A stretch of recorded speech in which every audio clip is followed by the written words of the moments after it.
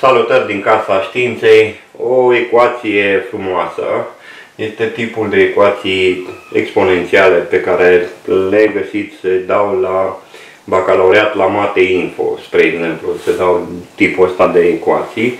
Ecuația sună în felul următor: 2 plus radical din 3 totul la puterea x plus 2 minus radical din 3 totul la puterea x egal cu 4.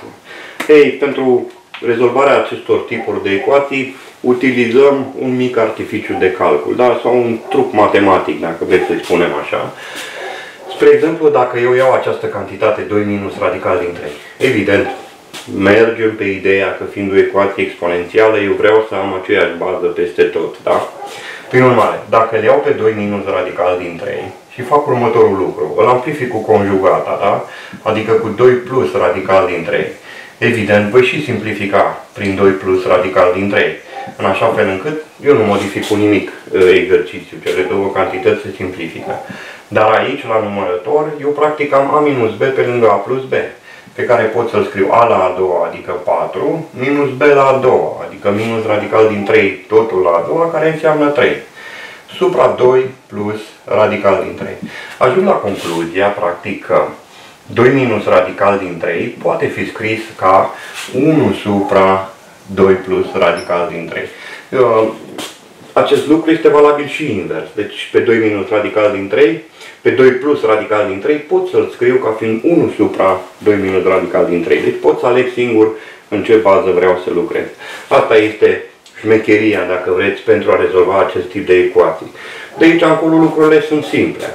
Voi scrie 2 plus radical din 3, totul la puterea x, plus 1 supra, voi scrie 2 plus radical din 3, totul la puterea x, da? Pentru că 1 la x este 1, egal cu 4. Se vede imediat substituția.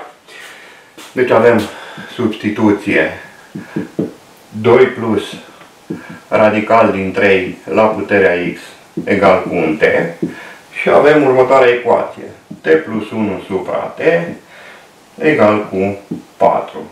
Evident, voi înmulți egalitatea cu un t, cu condiția, bineînțeles, t să fie diferit de 0, pentru că am t la numitor, și ecuația mea devine t pătrat, o să-l mut pe acest 4t în partea cealaltă, minus 4t plus 1 egal cu 0.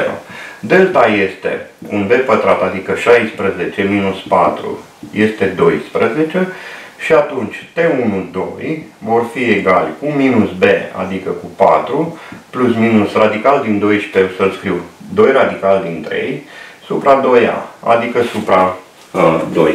Asta înseamnă că,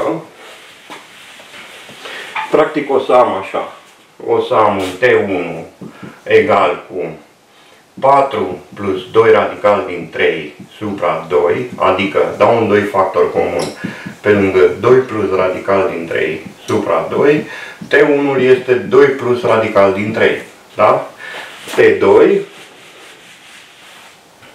T2 va fi 4 minus 2 radical din 3 pe 2, care înseamnă un 2 pe lângă 2 minus radical din 3 supra 2, care înseamnă 2 minus radical din 3.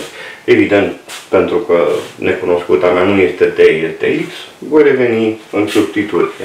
Asta înseamnă că vom avea așa. Odată t este, o să am un 2 plus radical din 3 la puterea x egal cu 2 plus radical din 3. O să-l scriu așa, la puterea 1, dacă și numai dacă, conform injectivității funcției exponențiale, x egal cu 1, iar cea de-a doua este 2 plus radical din 3 la puterea x egal cu 2 minus radical din 3. Evident, îl voi scrie 1 supra 2 plus radical din 3, care înseamnă 2 plus radical din 3 la puterea x egal cu 2 plus radical din 3 la puterea minus 1. Deci asta înseamnă că cea de-a doua soluție este x egal cu minus 1. În felul ăsta am rezolvat această ecuație. Rețineți această metodă de lucru, da? Mă ajută foarte mult pentru rezolvarea acestor tipuri de ecuații. Bun.